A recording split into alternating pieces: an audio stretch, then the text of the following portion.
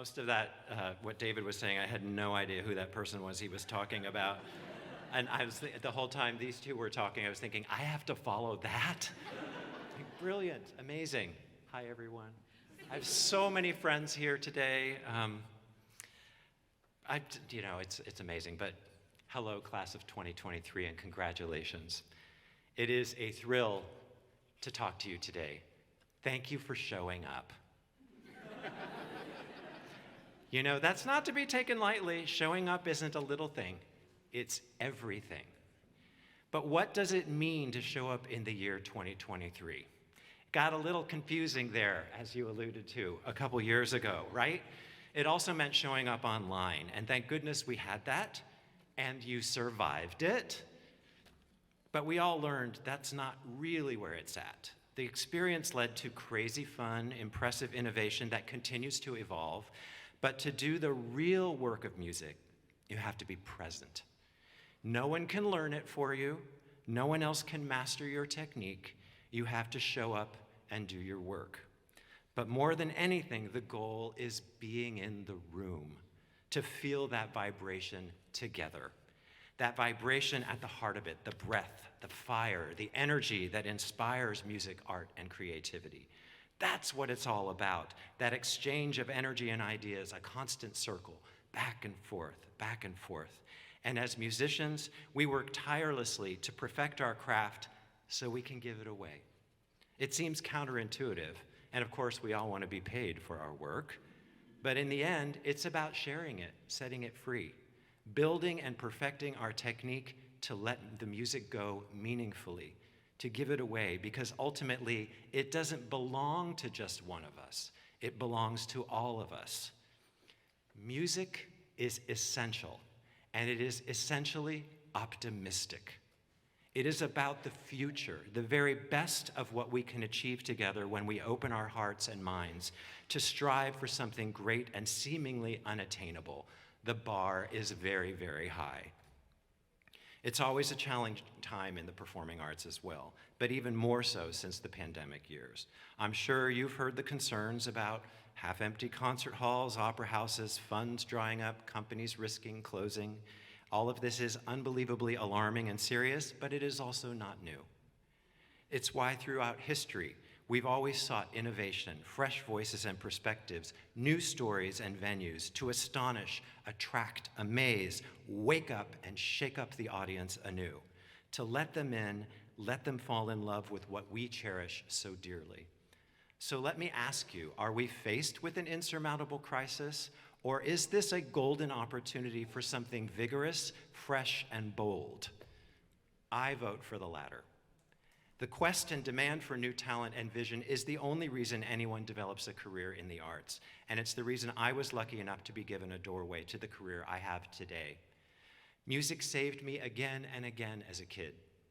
It gave me connection and community when I was getting through the aftermath of my father's suicide when I was 10. I felt that powerful flame and fire in my core that pushed me to work hard.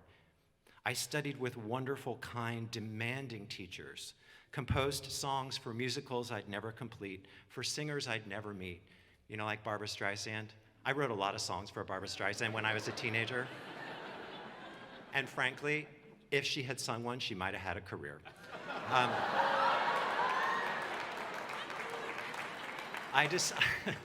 I studied at UCLA, and I experienced magical teaching and connections that still amaze me.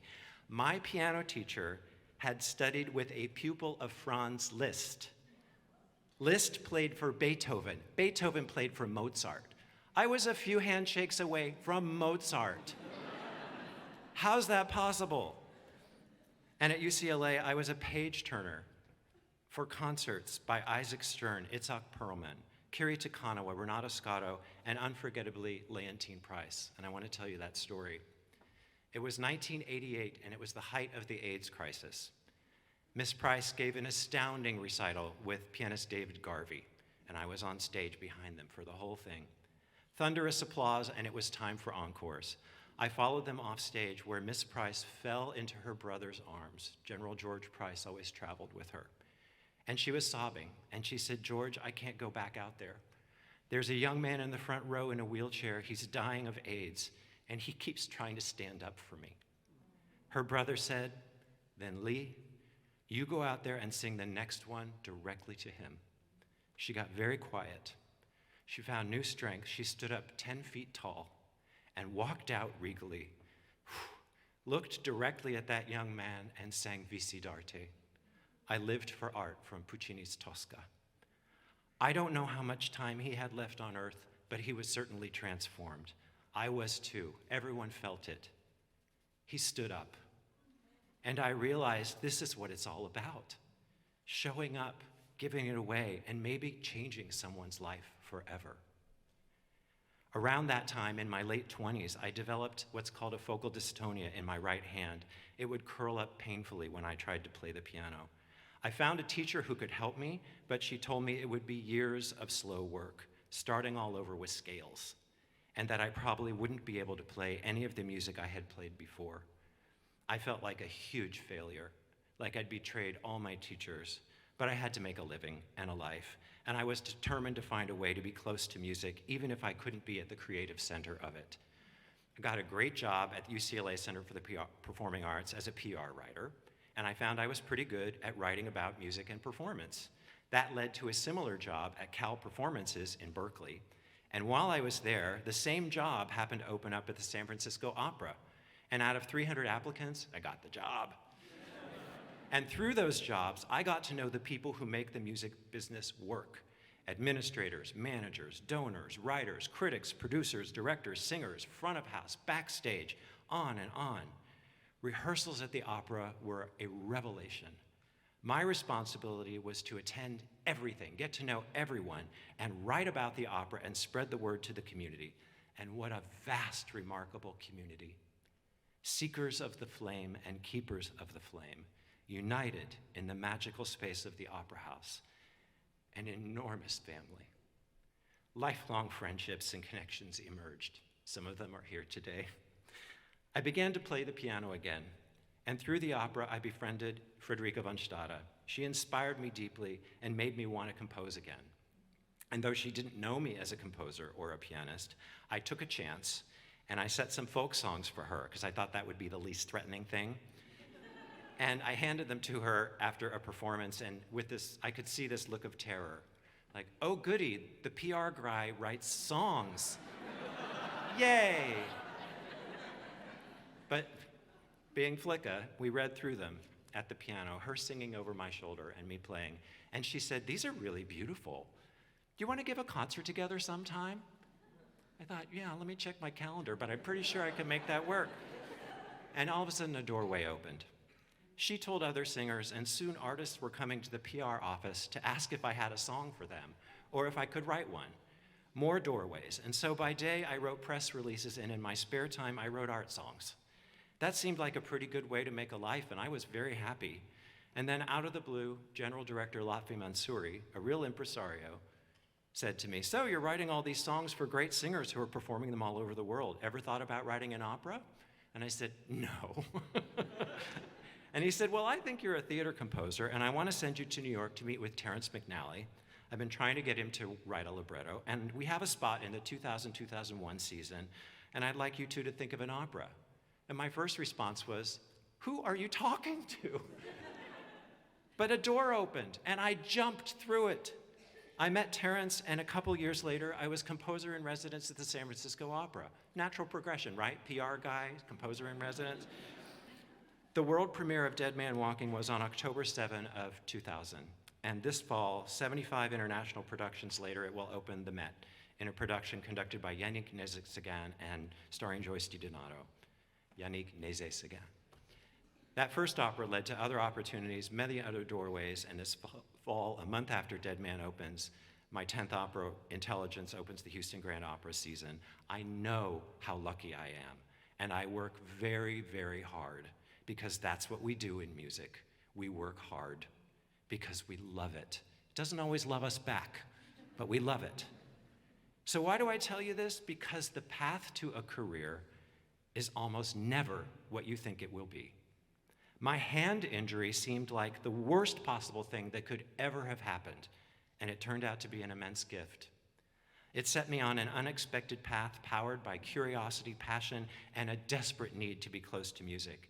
And on that path, I met amazing, generous people who offered adventure and possibility, people who believed in me and said, hey, how about you? So how about you here today? In the world you face, some see something at risk of disappearing. Maybe it could. It will be up to your generation to determine what happens next. But I feel something shifting. I feel your energy and ideas and something amazing ready to blossom. Removing the arts from public schools more than 40 years ago was a huge mistake. It has affected every level of our national dialogue and education. You can get it back there to open up a world of possibility for young people and take us back to healing, dialogue, conversation, connection, showing up for each other through ideas, invention, and music. So class of 2023, while you're out there following your path, looking for that next doorway, here's your most urgent charge. Get the arts back into public schools.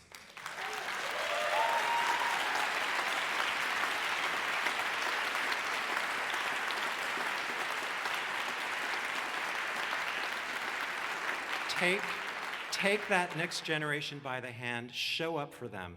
Be a mentor as you seek new mentors yourself. Share your excitement and passion for music. Demonstrate to them what it really means to show up for another.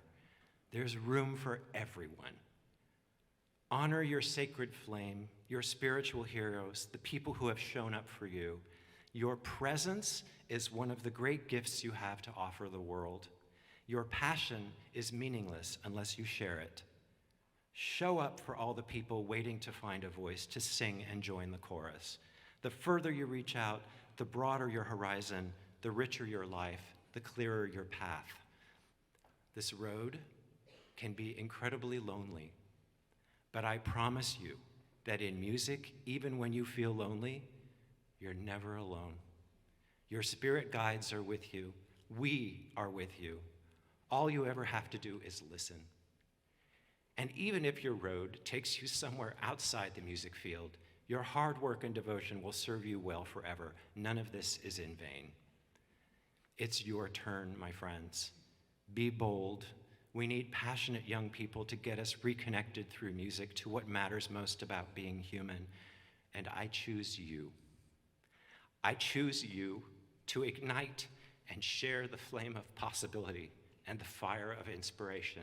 I choose you to wake up the world, blaze new pathways. I choose you, class of 2023.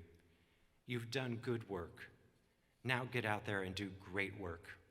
Congratulations and thank you.